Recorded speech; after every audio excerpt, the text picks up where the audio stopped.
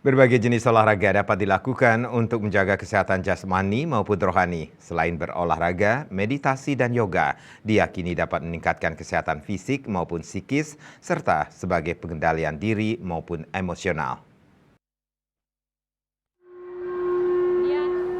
Seiring perkembangan zaman, kesehatan mental menjadi salah satu hal yang penting untuk diperhatikan.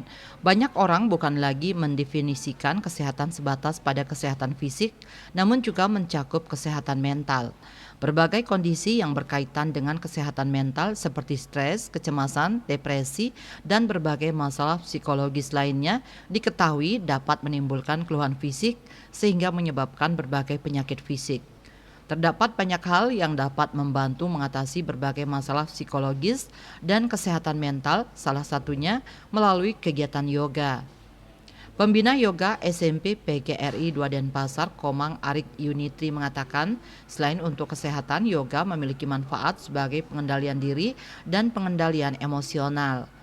Untuk konteks dalam kehidupan sehari-hari, yoga itu memiliki manfaat untuk bisa melatih emosi kita, karena emosi kan ada emosi negatif, ada emosi positif, jadi kita kendalikan di sana. Kemudian adik-adik juga dilatih kesabarannya untuk menerima bagaimana apa yang akan datang, bagaimana rintangan kita dalam kehidupan. Untuk manfaat kesehatan, karena yoga juga memiliki manfaat untuk kesehatan fisik. Jadi kalau misalnya kita ataupun siswa di sini memiliki, mungkin contohnya ada yang punya riwayat asma gitu, jadi di sana itu bisa dicegah, dan mungkin dari banyak siswa yang sedang melakukan saya jarang sakit gitu. Yoga juga dikenal sebagai pengobatan alternatif atau pelengkap yang sangat baik untuk masalah yang memerlukan pengobatan atau terapi.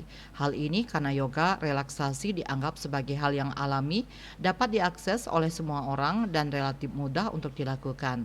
Sukma, Bali TV.